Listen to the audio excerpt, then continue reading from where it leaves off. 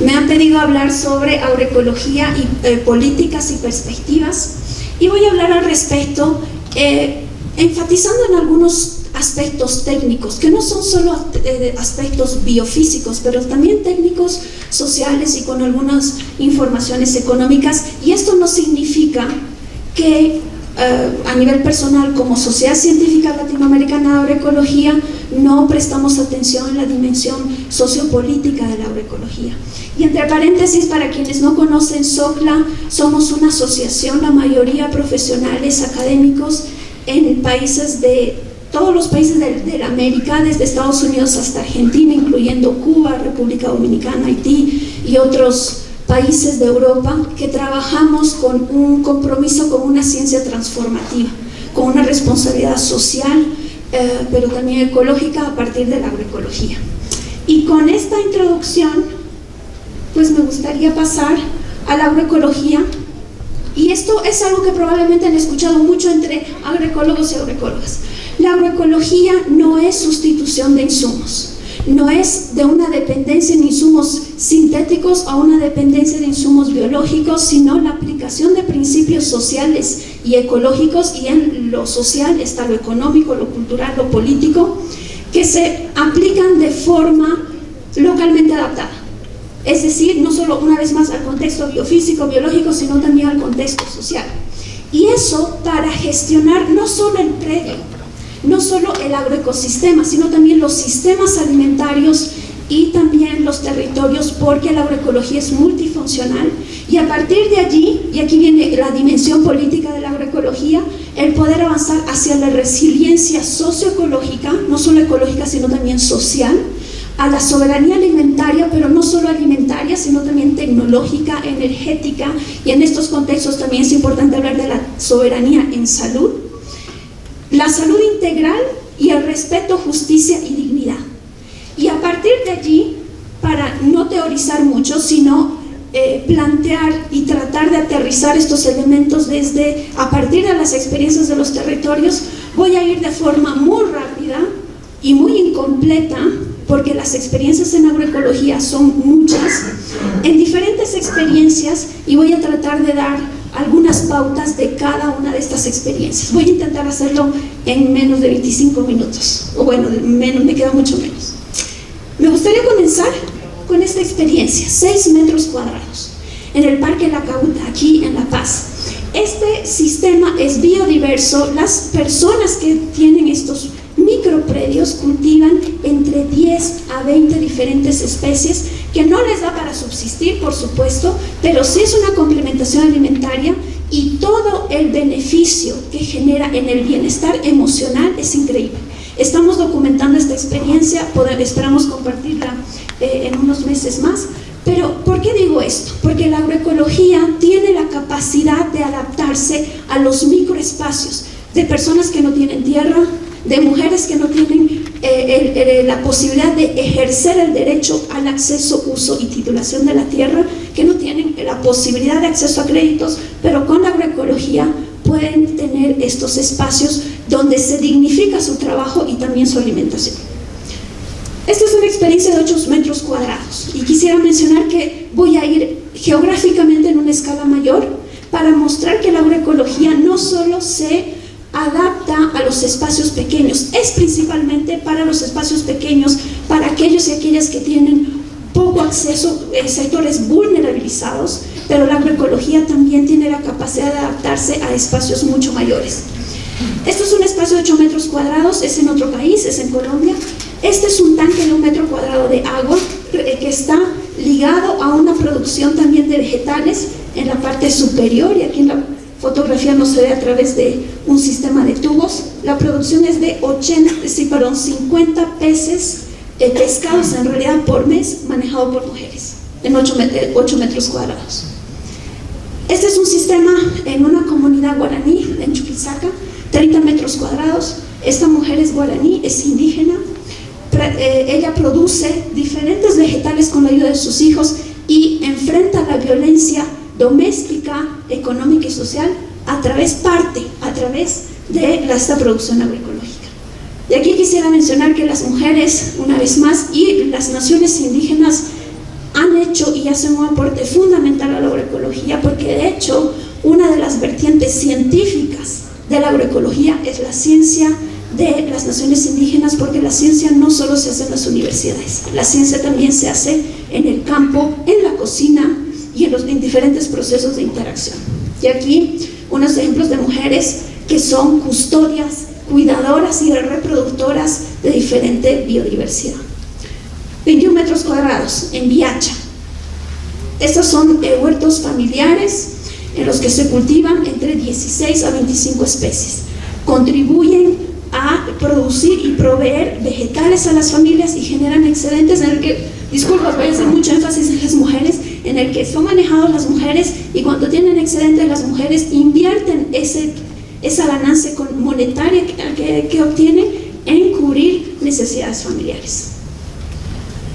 En Cochabamba, un sistema de 2.800 metros cuadrados, sistema agroforestal. Este sistema produce, solo tomando en cuenta manzana, 15 kilos de manzana por metro cuadrado. Si hacemos el cálculo, equivale a 150 toneladas de manzana por hectárea. Quisiera saber qué sistema convencional de monocultivo tiene ese nivel de productividad. Este sistema tiene un costo de producción de aproximadamente 28.000 bolivianos, en realidad genera 28.000 bolivianos, el costo de producción son 5.000, entonces podemos hacer una resta, una aritmética muy sencilla para saber que son 22.000 bolivianos en este espacio de ganancia neta para la familia agricultora. Es bastante eficiente. 8.000 metros cuadrados.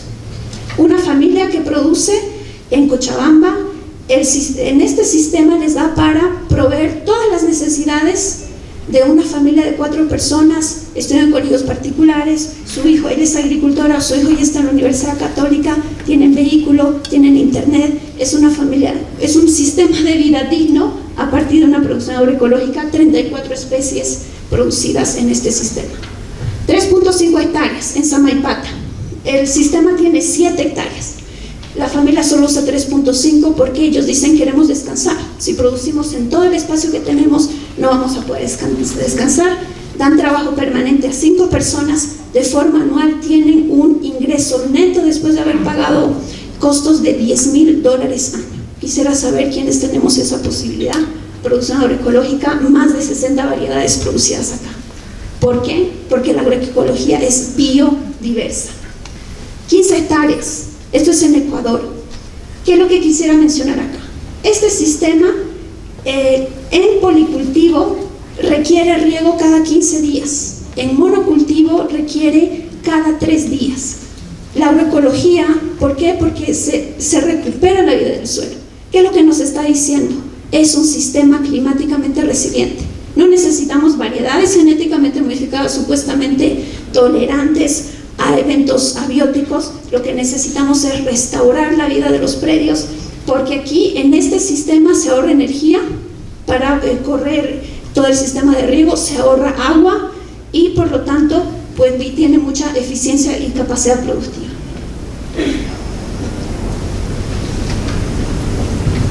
En este sistema, quisiera mencionar, disculpas, voy a regresar acá porque esto es un dato interesante también. Este sistema requiere 3 horas de lluvia continua para inundarse. El sistema de al lado, que es un monocultivo de maíz, se inunda en 15 minutos. Es otro aspecto también de resiliencia socioecológica al cambio climático. Este sistema, 20 hectáreas de producción de café bajo sombra en la zona de amortiguación del Parque Amboró en Santa Cruz. Se está reforestando a través de producción ecológica. ¿Qué es lo que nos dice este sistema? Con la agroecología podemos restaurar a la vez de producir, y esto nos ayuda a romper también los paradigmas de conservación pura, de que si queremos vivir en línea con los derechos de la madre tierra y restaurar, tenemos que o producir o morir de hambre. La agroecología nos dice no, esa es una dicotomía que no es real, porque podemos producir mientras conservamos y regeneramos. ¿Qué necesitamos? Biodiversidad. 245 hectáreas, esto no es menor, un sistema silvopastoril. El ganado doble propósito, producen caña de azúcar, o sea, todo lo que nos está generando desde la perspectiva convencional de forestación y degradación, aquí se está produciendo, restaurando. es un sistema de doble propósito cuyos ingresos duplican los ingresos. 650 hectáreas, sistema agro-silvopastoril, se produce trigo, alfalfa, ganado de doble propósito, y aquí la tasa interna de retorno es de 5.15 en comparación a trigo convencional de 1.31, es decir, por lo menos 4 veces más eficiente a nivel económico que la producción convencional. Este es un sistema de 391 hectáreas, esto es en Colombia. ¿Por qué lo traigo? Porque aquí es un sistema y es una experiencia de restauración agroecológica, un sistema totalmente degradado y de deforestación para producir un monocultivo entonces que estaba en boga económica, que se ha comenzado un proceso de restauración con árboles, ganado y cultivos agrícolas. Esta es una muestra muy, muy mínima de todo lo que se hace en agroecología con participación local, con fortalecimiento de los grupos locales. Aquí quisiera decir que esta experiencia es empresarial, esto es totalmente privado, es una familia de clase media alta en Colombia, ellos exportan, pero es una empresa no extractiva, en la que sí se está haciendo un proceso agroecológico, porque además todos los gastos que han reducido en uso de fertilizantes y riego, por ejemplo, lo utilizan en pagar seguro social a sus trabajadores. Entonces eso también es agroecología, no es esa parte ecológica, sino también toda esta parte social, y por eso la agroecología es la aplicación de principios sociales y ecológicos. Brevemente, ¿por qué sucede esto? Pues todos estos sistemas que he mostrado son altamente productivos, porque la agroecología se basa en sistemas biodiversos. Esto es clave, esto hace, en términos biofísicos, esto hace a la agroecología. Eso hace que se renueven y se puedan potenciar sinergias y funciones ecológicas que se traducen en resiliencia socioecológica. ¿Por qué? Porque el conocimiento y la técnica no solo es una cuestión que se da a nivel biofísico ecológico. Cuando, por ejemplo, si sembramos semillas genéticamente modificadas, tenemos impactos socioecológicos. Si sembramos un sistema biodiverso, tenemos impactos socioecológicos. Y además, no solo por lo que mencioné, sino también porque está comprobado que cuando tenemos sistemas biodiversos, un porcentaje va al autoconsumo, y ese autoconsumo también es biodiverso, aportando a una dieta saludable donde principalmente se fortalece el consumo de vitaminas. ¿Por qué lo menciono? Porque las vitaminas están relacionadas con el fortalecimiento del sistema inmunológico, fundamental para épocas donde abundan las pandemias como resultado del desequilibrio ecológico que generan diferentes tipos de actividades, incluyendo la agricultura de monocultivo basada en deforestación. Y aquí puse unas fotografías de uno de los hijos de los agricultores, están aquí pequeñas, pero puse aquí para también desmitificar que el producto agroecológico es chiquito, feo y caro, lleno de gusanos. No, cuando tenemos sistemas saludables, todo es saludable, incluyendo la cosecha. Entonces, estos diseños y manejos agroecológicos no son prácticas aisladas, sino son sistemas que son construcciones sociales, son construcciones ecológicas, por lo tanto también son construcciones políticas. Porque cuando se tienen estos sistemas biodiversos que restauran la base productiva de la familia, es decir, el suelo, se están rompiendo dependencias, se están rompiendo estructuras de poder que contribuyen a las soberanías que mencionaba anteriormente. Entonces, lo menciono y enfatizo porque la agroecología, una vez más, no solo es una cuestión técnica, no solo es sustituir un fertilizante, una urea, por un biol, sino es poder restaurar toda esa base de vida que también va a sostener las dinámicas sociales de las personas, y a partir, una vez más, de allí la dimensión política de la agroecología. Entonces, con este breve recuento, espero que esto que dije al puro principio ahora tenga sentido, porque no es teoría. El trabajar la agroecología con base en principios para gestionar los predios, los sistemas alimentarios, los territorios, es una estrategia que aporta a esto que necesitamos, y que, bueno, lo voy a repetir, pero que ya hablé de diferentes fines de resiliencia, de bienestar integral y de respeto, de justicia y dignidad. Quisiera enfatizar eso, porque cuando trabajamos con monocultivos, cuando incluimos plaguicidas en el entorno, cuando incluimos contaminantes genéticos en la alimentación, muchas veces en poblaciones vulnerabilizadas, ahí no hay respeto, no hay justicia ni tampoco dignidad. Entonces aquí un breve recuento de los principios ecológicos que tienen relaciones sociales, económicas y políticas. Reciclaje de nutrientes en lugar, por ejemplo, de comprar insumos fertilizantes sintéticos. Mantener la vida del suelo. ¿Por qué? Porque en el suelo está toda la energía que nos va a ayudar en ese ciclaje de nutrientes y ciclaje de salud. No hablamos de control de poblaciones, hablamos de regularlas. Y una serie de principios que no voy a entrar en detalle ahora porque seguro ya me van a decir que me quedan 5 minutos. Pero todos estos principios están interrelacionados y están relacionados con otros sociales en los que estamos hablando de adaptación a las condiciones locales. En agroecología no hay recetas, porque todo contexto es diferente, porque las personas tenemos agencias diferentes y actuamos también con otros entes no humanos que también tienen agencia propia. Preservación de salud, diálogo de saberes, ¿qué importante es esto?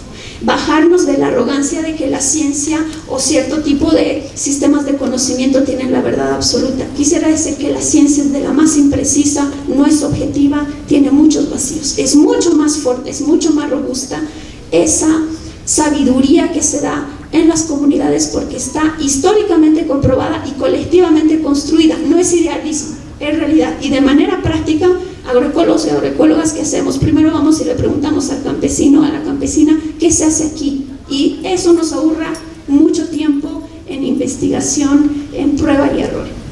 Y bueno, intercambios, autosuficiencia y otros. Existe mucha evidencia sobre los múltiples beneficios de la agroecología. Aquí la mayoría de estos documentos, disculpas, están en inglés, la mayoría están en español, pero hay muchísimo más. La agroecología no lo hablamos desde el romanticismo, lo hablamos desde la evidencia, mucha documentada, la mayoría todavía sin documentar en los territorios, tanto así que existen documentos normativos en biodiversidad y en cambio climático que reconocen la agroecología como estrategia para generar resiliencia ante los cambios y las crisis globales. Dicho esto, quisiera decir que no es agroecología, para que no nos confundamos y no nos desgastemos en procesos que no van a llevar a ningún lado, o por lo menos no en el largo plazo. La agroecología no son monocultivos con sustitución de insumos. Este es un predio de vino, de un viñedo orgánico. ¿Cuál es la diferencia con el agroecológico? Que hay diversidad de la vida. Esto que tenemos acá, que es vida silvestre, tiene múltiples funciones socioecológicas que no voy a abordar en esto, pero enfatizar no es sustitución de insumos, porque al final el insumo biológico es igual a un proceso de mercado que puede generar dependencias. No es la aplicación de prácticas agroecológicas aisladas. Un monocultivo de soya transgénica que incluya coberturas, la cobertura verde es una práctica agroecológica, pero eso no hace el monocultivo de soya transgénica una producción agroecológica. Entonces no es una práctica aislada, o sea, no es inclusión de prácticas agroecológicas aisladas, no son paquetes tecnológicos orgánicos, no es cumplir con un sistema de certificación o sello. El producto es agroecológico porque cumple con sus principios. Si tiene sello o no, puede ser una ventaja, pero eso no le quita su identidad ni los procesos que están detrás en su construcción. Y la agroecología definitivamente no son precios premium, no es elitización de mercado, no es alimentación saludable solo para quien puede pagar más. Y a partir de ahí, por ejemplo, desde la agroecología trabajamos todo el concepto que son mercados territoriales que precisamente tienen el fin de construir todos esos procesos colectivos, reconociendo que el mercado también es una construcción social. El mercado no es solo una vía o una fase de una cadena de valor, sino es un espacio construido donde hay que tener agencia y también un debate político al respecto. ¿Qué es lo que aporta a nivel normativo a la agroecología? Quisiera mencionar a nivel internacional uno es el Marco Mundial de Biodiversidad Kunming-Montreal, que fue aprobado en diciembre del año pasado, que reconoce a la agroecología como una estrategia para la conservación, uso sostenible de la biodiversidad. y también la Declaración de las Naciones Unidas, disculpas, ahí tengo un error tipográfico, de las Naciones Unidas sobre los derechos de las y los campesinos y otras personas que trabajan en zonas rurales, que reconoce la agroecología como una estrategia para generar estrategias de vida sustentables, para conservar y reproducir los conocimientos y además otros elementos que tiene UNDRO, que es la sigla de esta declaración relacionada con agroquímicos, con transgénicos y otras. A nivel nacional tenemos varios instrumentos, aquí voy a mencionar algunos, no son perfectos, su implementación no está muy avanzada, pero existen y proveen elementos para sujetarnos legalmente en la demanda de una producción agroecológica, o por lo menos proteger la producción agroecológica que se realiza la mayoría sin certificación, la mayoría en el anonimato de que es agroecológico, y dentro de ese anonimato mucha invisibilización de juventudes y de mujeres. Pero la agroecología nos puede ayudar a revertir eso. Voy a mencionarla rápidamente. Ley 3525, que está relacionada con la regulación y promoción de la producción ecológica. La Ley 071, Derechos de la Madre Tierra. La Ley 144, que tiene un artículo específico que menciona la producción ecológica. La Ley 144 de Revolución Productiva Comunitaria Agropecuaria. La Ley 300 sobre Ley Marco de la Madre Tierra, que también tiene dos artículos en los que mencionan la agroecología. La Ley 338 sobre OECAS y OECOM, en la que se reconoce también el valor, no en esos términos específicos, pero la agroecología. La Ley 662 de Alimentación Complementaria Escolar. La Ley 923, que tal vez no conocen muchos, pero es la Ley del Día Nacional del Consumo de Alimentos Ecológicos para Vivir Bien. Y aquí viene un actor, nos sale un actor fundamental, que son los consumidores. Pero quisiera decir una cosa. Cuando producimos o consumimos de forma ecológica, estamos realizando, y bueno, eso lo dice un profesor mío que es Miguel Altieri, estamos ejercitando un derecho y es una acción política. Porque la decisión que tomamos de consumir agua o consumir una gaseosa, o de comprarle al campesino en lugar de comprar vegetales, disculpas, escuché lo que dijo esta mañana Gonzalo y con todo respeto, pero en lugar de comprar el producto que viene de contrabando, la mayoría de monocultivos, la mayoría de lo que entra de contrabando en algunos productos no viene de campesinos, viene de monocultivos. Entonces ahí estamos teniendo un ejercicio político, porque vamos influyendo en los sistemas de vida que se van conformando en los territorios. Y finalmente el decreto 3639, que promueve las actividades de las organizaciones económicas comunitarias o ECOMS, en las que se promueve la producción ecológica de estas organizaciones. Y quisiera decir que están creciendo las experiencias de las OECOMS. Quisiera mencionar una de la nación guaraní en Chuquisaca, que se llama Amandía, en la que la iniciativa de la económica comunitaria se llama Mandía, significa en guaraní la mujer que trae la lluvia. Es un sistema comunitario en el que se está recolectando y se está agregando valor a través del procesamiento de la biodiversidad local, algarrobo, diferentes tipos de maíz, frijol y demás. ¿Necesita apoyo? ¿Mejorar? Sí. ¿Se necesita documentación? ¿Mejorar sistemas de gestión? Sí, pero es un avance. Entonces, mi última slide. ¿Qué necesitamos?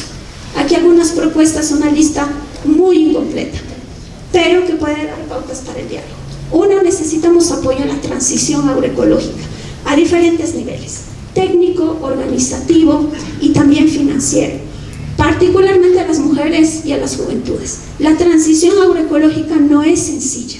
Pasar de monocultivo a un cultivo biodiverso es una conversión. Voy a poner una analogía: es pasar de la dependencia a cualquier tipo de droga a un sistema autosuficiente. Ese proceso es crítico, es dramático, genera una crisis profunda, pero eso todavía no es agroecología. Ahí no es donde hay que medir la agroecología. Hay que medir la agroecología en los sistemas maduros, y ahí es donde necesitamos apoyo. Se necesita también apoyo en la educación e investigación desde la agroecología. Por ejemplo, que las universidades dejen de enseñar agricultura de revolución verde, de monocultivo, de agroquímicos, sino trabajar la agroecología desde esta integralidad que traté de mencionar.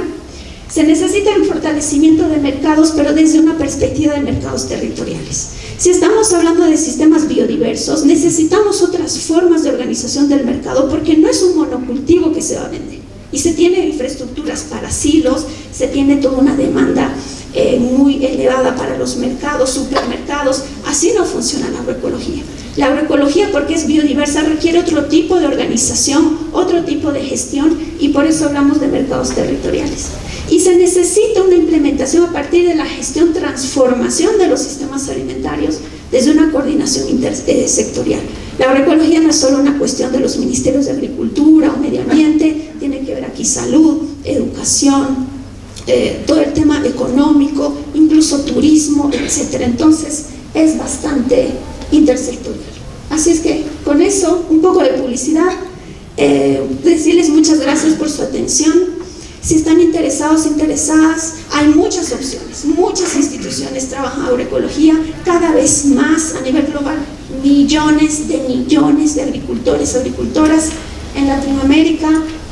Somos OCLA, nos pueden seguir en las redes sociales, participen en nuestros cursos, la mayoría son gratuitos, y cuando no son gratuitos son para recolectar fondos para las juventudes de SOCLA y apoyarles en los procesos que ellos realizan en los territorios y en otros espacios. Entonces, bien, muchas gracias. Ok, gracias, muchas gracias.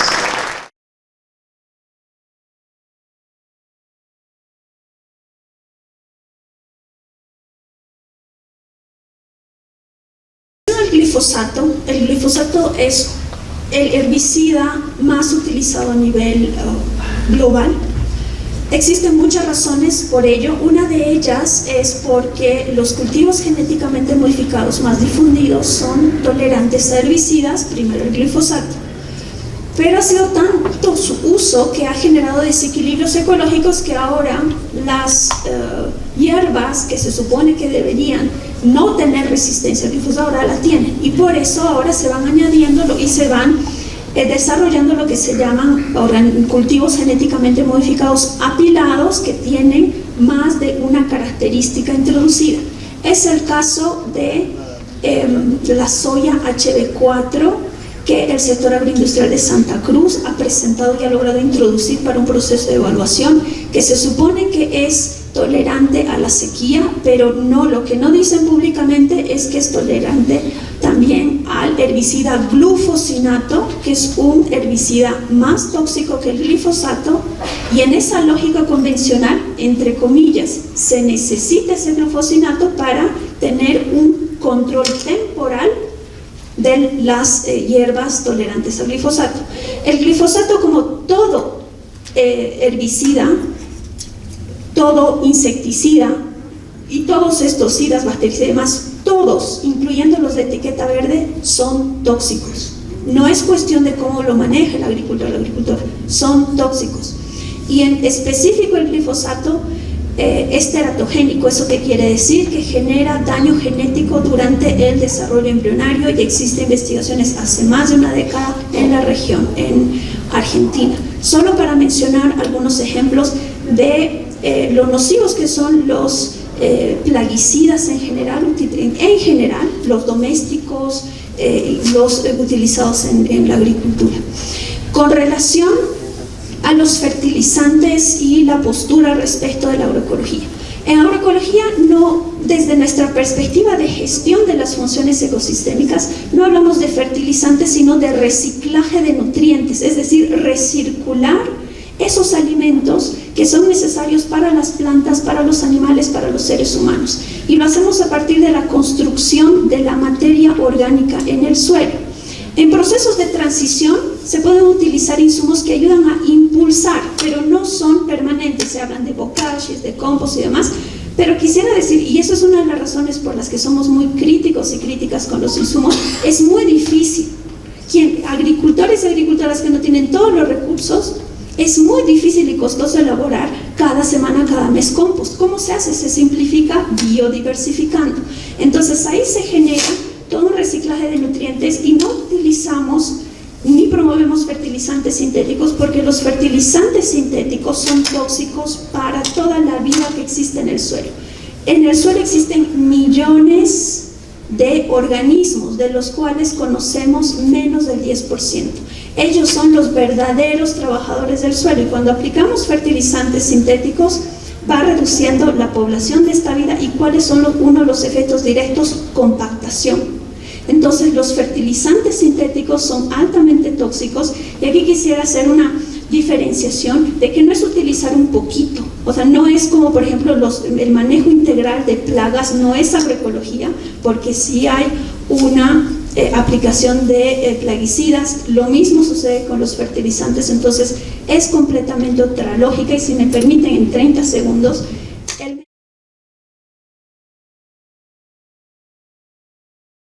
mensaje que me gustaría dejar con los ejemplos que he dado en esta presentación es que la agroecología tiene la capacidad de alimentar a una población creciente, que decía Samuel, pero de una forma descentralizada, desconcentrada, desde otra lógica. Y las experiencias que conocemos en Bolivia nos rompen mitos. Agroecología altamente eficiente, sin arar, sin fertilizantes, sin plaguicidas. De las experiencias que mostré, una de ellas, la de 8.000 metros cuadrados, produce solo 3 cultivos fundamentales, que no se producen monocultivos sino diversificados, de 6 a 14 toneladas por hectárea. No hay cultivo transgénico ni monocultivo que produzca de esa forma alimentos locales. Y uno de Samaipata, el de 3.5 hectáreas, produce el equivalente a 22 toneladas por hectárea. Entonces, y restaura, reduce demanda de agua, reduce gastos, pero hay que trabajar con los procesos ecológicos. Bueno, eso nada más para decir, hay esperanza, hay formas de trabajar tal vez porque soy una persona que prefiere ver el vaso medio lleno que medio vacío, pero las experiencias locales nos muestran que sí es posible cambiar realidades. Muchas gracias.